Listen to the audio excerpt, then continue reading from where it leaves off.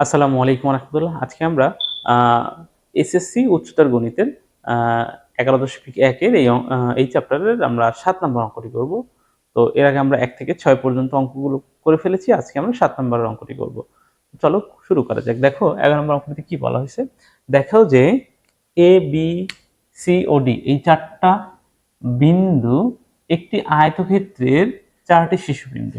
মানে এই এ, B, C দ্বারা একটি চতুর্ভুজ হবে, সেটা একটা আয়তক্ষেত্র হবে, এটা আমাদেরকে দেখাইতে হবে। ওকে, তো এখন আমরা তাহলে কি করব? আয়তক্ষেত্র কখন হয়? ধরো যদি মনে করো এইটা আমরা একটু এখানে এইভাবে আঁকি, আমরা বিন্দুগুলো বসাইলাম, জাস্ট হচ্ছে এমনিতেই এরকম একটা চিন্তা করি।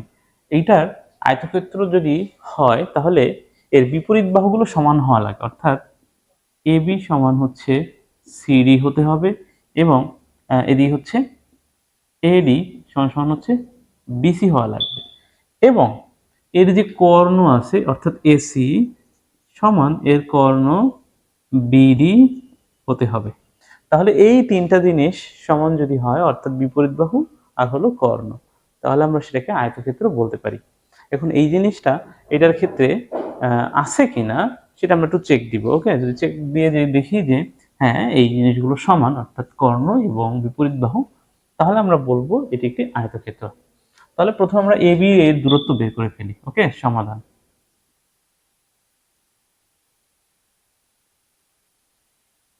এ বি এর দূরত্ব তোমরা নিশ্চয়ই জানো, দূরত্ব বের করার সূত্র কি?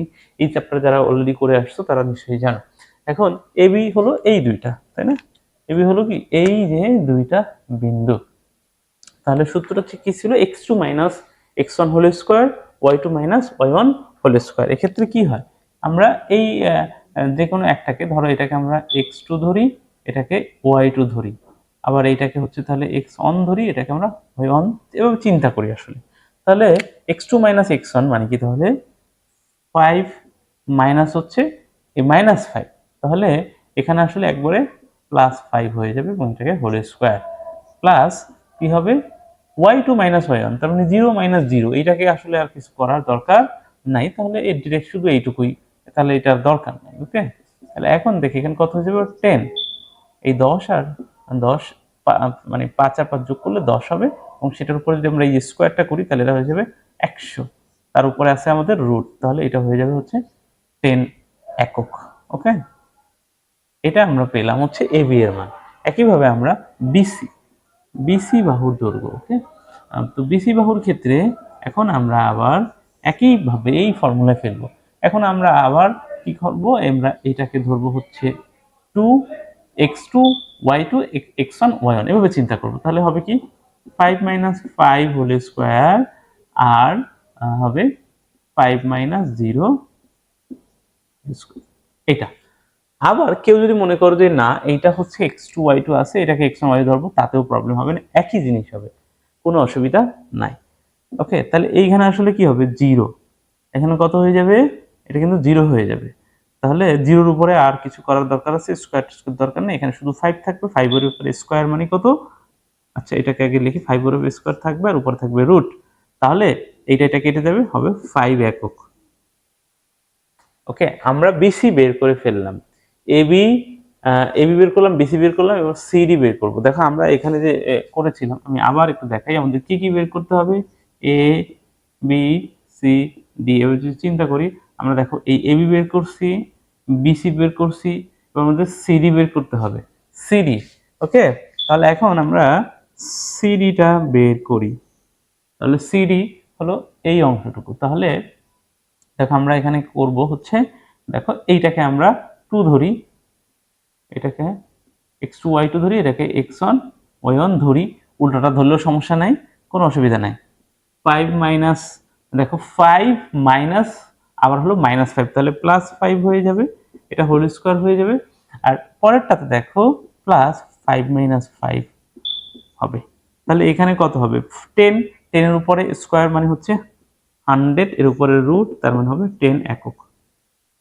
তাহলে আমরা আসলে কিন্তু দেখতে পাই যে আসলে এবি সমান সমান সিডি যে হয়ে গেছে, এটা আসলে বোঝা যায়। যাই হোক, সেটা আমরা পরে দেখছি।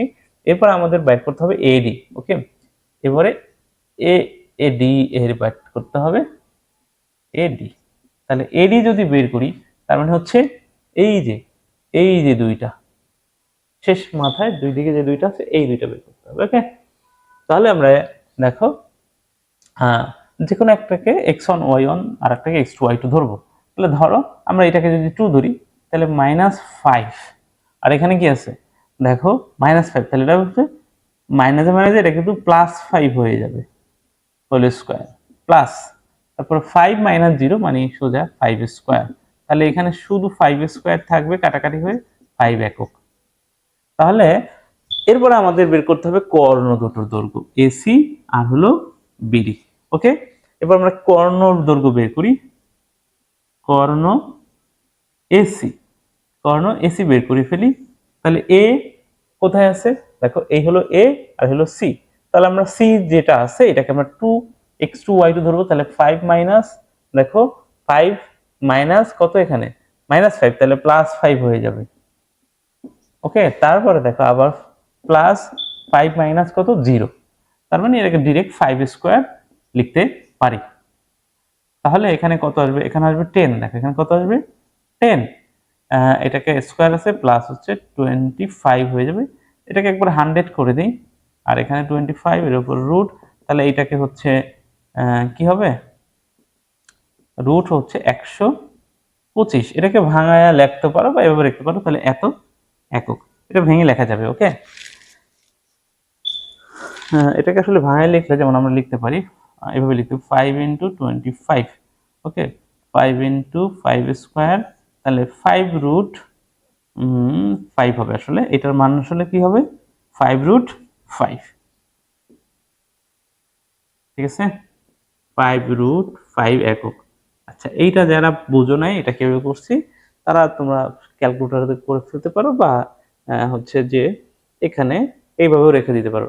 ঠিক আছে, এরপরে তাহলে আমরা এসি বের করে ফেলছি। এবার কর্ণ বাকি আরেকটা যে আছে কর্ণ সেটা বের করে ফেলবো। সেই কর্ণটার দৈর্ঘ্য হচ্ছে কত বিডি, কিন্তু বিডি।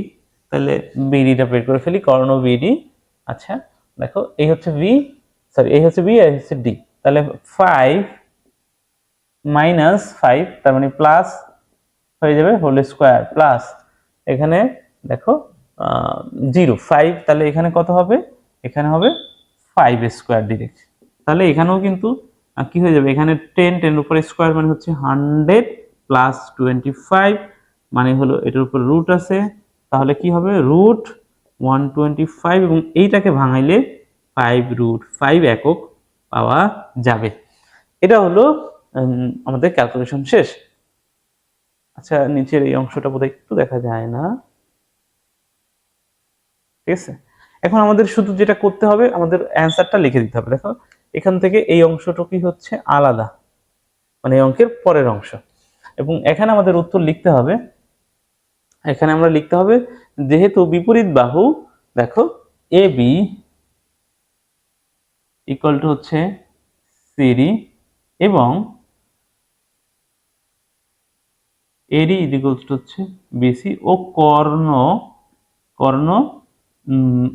এসি ইকুয়াল টু কর্ণ বিডি।